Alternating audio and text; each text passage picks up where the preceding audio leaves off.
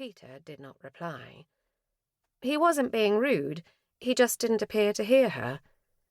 She glanced down at the folded newspaper next to her on the table and smoothed it flat. "Grand Duke Nikolai Nikolaevich leads from the front," proclaimed the headline.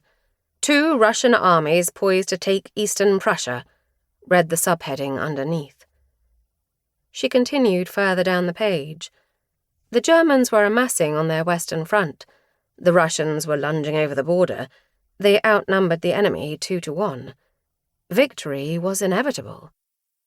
"I see your brother is marching the troops out earlier than expected," remarked Militza, nodding at the newspaper.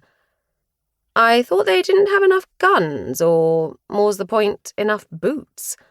Isn't that what you said? Not enough equipment? Not enough training? But they seem to have launched an attack anyway. Extraordinary." She shook her head. "Peter?" "Sorry." He looked up from his newspapers, his face blanched, his eyes red and brimmed with tears. 50,000, he mumbled, shaking his head. 50,000. How is that possible? 50,000 what? Dead. Russian dead. 92,000 taken prisoner. Cavalry, Cossacks, horses, 5 infantry corps, 4 cavalry divisions, a whole army. Annihilated. In one battle?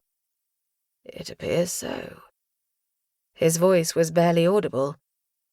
The Germans are calling it the Battle of Tannenberg, revenge for their loss 500 years ago. He shook his head again. And what revenge? "Mama! Mama! Mama!" Cries and footsteps clattered down the parquet corridor. "Have you heard? Have you heard?"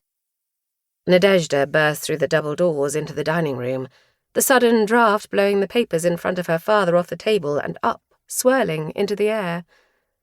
Dressed in a white chiffon day dress, her long dark hair hanging loose around her shoulders, her normally pale cheeks were pink from running.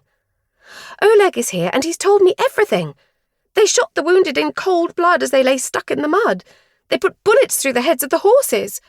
Thousands of screaming men and horses, driven into 2 huge swampy lakes to drown. It took them 8 hours to kill them all. They were twitching and moaning, stuck in the quagmire, unable to move." "Oleg," nodded Militza, smiling, fighting to maintain her composure as her heart beat wildly in her chest. "How very lovely to see you." "Grand Duchess Militza Nikolaevna," replied the young man, bowing in the doorway, his hand placed across his chest. "Grand Duke Peter Nikolaevich." He bowed again, turning towards the other end of the table. Dressed in his scarlet and blue guard's uniform and tight red-striped breeches and knee-length highly polished leather boots, Oleg's face still shone with the golden glow of youth. His blonde hair, shorn against his head, only emphasized his earnestness and made him appear younger than his 21 years. Nadezhda stood next to him, her sharp features quivering with indignation and outrage. "Tell them," she said, taking hold of his arm. "Tell them what you told me." "You can keep your stories, Oleg," said Peter, getting out of his chair. "I have urgent matters to attend to." "Papa!" Nadezhda fixed her father with a glare. Of their 3 children, Nadezhda was most like her mother. Not physically. The eldest, Marina, was more like Militza in appearance, but with the same black hair from the Black Mountains of Montenegro. Nadezhda was dark too, but she had the look of her father, tall and slim like a reed in the wind. She hailed more from the Russian north than the temperate climes of the Balkans. But Nadezhda had her mother's heart, her mother's soul, her mother's gifts, and the same black eyes. Peter sat slowly back down, his papers still scattered all over the floor. "Oleg had a telephone call this morning from his brother Kostya at the front. Did you know 5 Konstantinovich brothers have enlisted in the war?" "I did."